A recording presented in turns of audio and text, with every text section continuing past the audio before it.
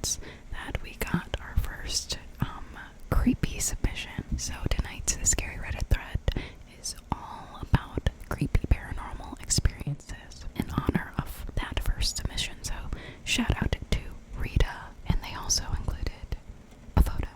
So how cool. This is Rita's spooky experience on a trolley tour. Back in October, just a week before Halloween, I took a solo trip to one of my favorite little places up north, Door County, Wisconsin.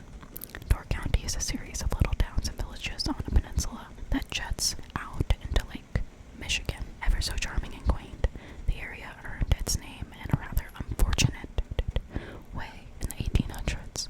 Many ships sailed through the area while transporting goods. The waters there can be particularly treacherous, causing many shipwrecks and sadly claiming many lives. Its dangerous reputation led French sailors to begin calling this part of Lake Michigan Porte de la Mort, meaning death's door.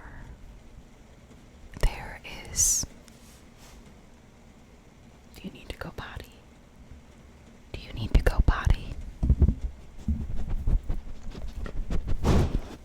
I'm gonna take that as a yes.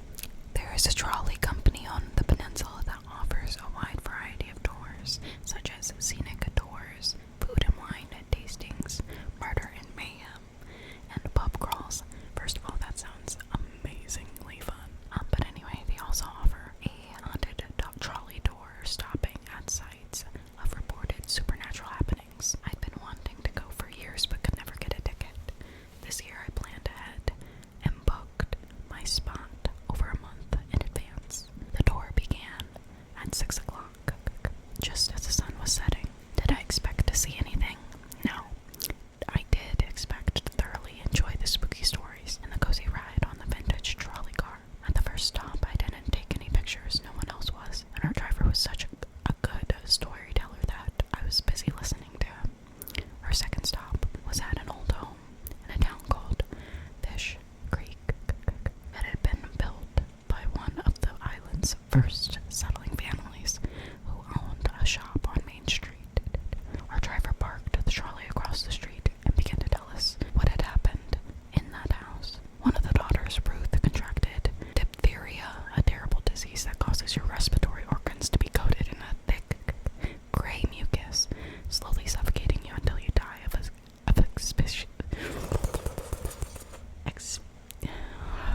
I know the word, guys. I just struggle saying it. Bear with me. Asphyxiation. Oh, somebody give me a cookie. Thank you, vaccines. But tragically, on Christmas Eve, Ruth passed away at just 14 years old. As the driver finished the story, I felt compelled to take my phone out and snap a picture of the house. He had explained how that people who have stayed in the house since, especially her bedroom, have heard sounds of gasping, choking, and coughing. One worker who was boarding there in the 90s was awoken by a heavy weight on her chest, and after springing from bed, noticed all of her belongings had been thrown about the room. We stopped at a few more locations, and as I was waiting for the rest of the group to finish their bathroom break, I decided to scroll through the photos I'd taken, just in case. When I got to the picture of the house, I zoomed in on what could have been, or what would have been, Ruth's window, top floor, left side from the street, and my jaw dropped to the floor. Right there, clear as day, was an eerie face, blackened eyes, and seemingly floating hair staring at me. I compared the photo to one I'd taken moments later, and she was gone. I showed it to others on the tour, and they saw it too. Even the driver, a seasoned spook pro, was visibly unnerved by the photo. I even went back the next day to see if there was something odd about the shutters, or if it could have been a poster in the back put there to scare people, but no. This is a picture of a goddamn ghost from over 100 years ago, and here's the picture, guys. How creepy is that? Thank you, Rita, for submitting that. I love you. That was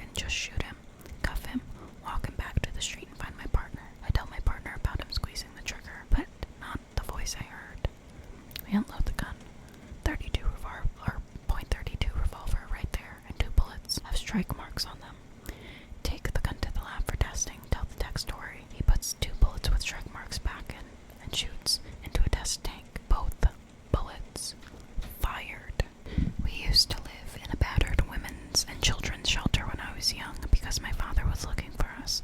Ugly divorce, Alabama gave him custody. Mom took us to Washington. One night, I looked in the mirror and saw a hairy demon staring back at me. I screamed and cried and ran to my mom, who assured me it was a normal mirror. But that night, a kind-looking man that I could only describe as a ghost appeared at the end of my bed. He was there all night, but gone when I woke up in the morning. Then the next night and the next night, he was there every night for 4 months. We never talked. He never moved. Just stood guard. Then one night he woke me up from my sleep, and I'll never forget how surprised I was because I'd never seen him talk or move. He said, "He's coming. Get out now." So we packed the car and left to the hotel for the night.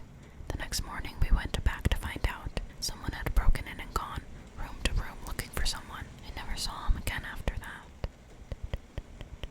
Middle of the night, sleeping, I hear a sound like someone is taking a paperclip from my desk and throwing it against the wall, and it bounces across the desk. I wake up to this noise, turn on the light right by my bed, and I sit up. I look over and see nothing weird. As I'm ready to lay back down, my 20-pound steel gumball machine falls from the shelf over my bed, directly onto my pillow where my head was not 30 seconds earlier. I flip out and scramble out of my bed.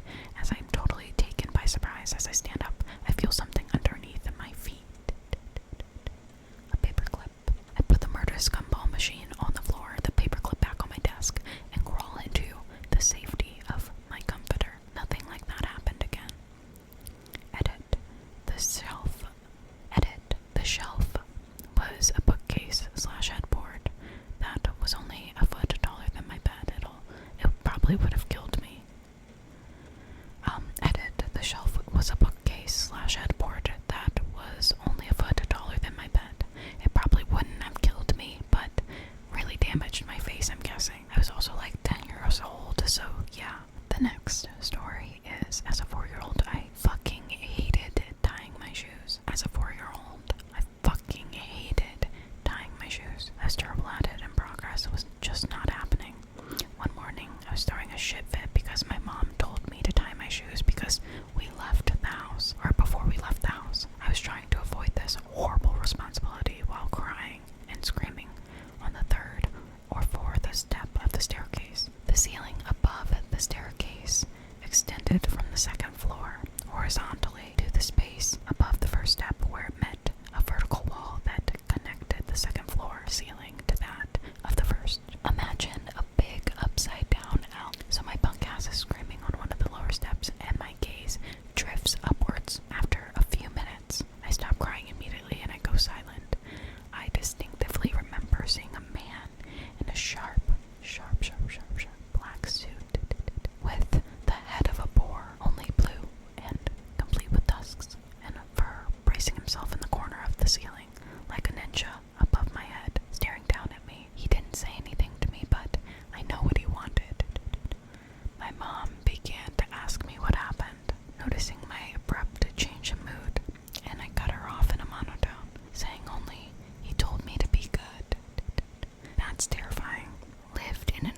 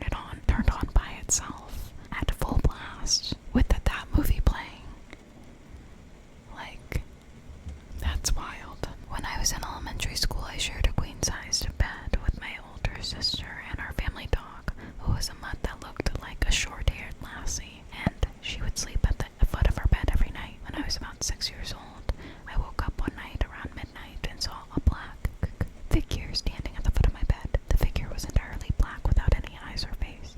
I tried to wake up my sister, but she rolled over to go back to sleep. My sister must have accidentally kicked the dog because the dog woke up and raised its head and started growling at the figure at the foot of the bed. The growling woke up my sister, and she saw the figure and started screaming. When my parents came into the room and turned on the lights, nothing was there. To this day, both my sister and I are adamant that we saw a ghost or a demon in our room. We know we aren't crazy because the dog saw it too. The next story is the first time posting, but I couldn't resist after reading this. When I was younger, my older brother and I would randomly see this tall, dark, shadowy figure wearing a top hat. Think Abe Lincoln walk down the hallway in the house we grew up in. It had no distinct figures or features, just a shadow, but standing in the middle of the hallway. I would always just stop outside of our bedroom doors and just stand there for a moment and continue walking down the hallway. Whenever we would run out of the hallway to see it walking away, it was always gone. I was always fully awake when I saw it. My brother said he woke up a few times and couldn't move with it standing at the end of his bed. Then it would just disappear. We had an old German Shepherd who would bark non-stop every time we saw it. We would see it a few times a month for a year until my parents split up and my mom moved out. When I was older, I remember my brother and I both mentioning it happening to our aunt on our mom's side one night when she was visiting us. She turned as white as a ghost. She told us that when her and my mom were growing up, whenever my mom was around, she would always see the same thing at night. After that, we mentioned it to our dad, and he said the same thing. The entire time he was with our mom, he always saw the same thing.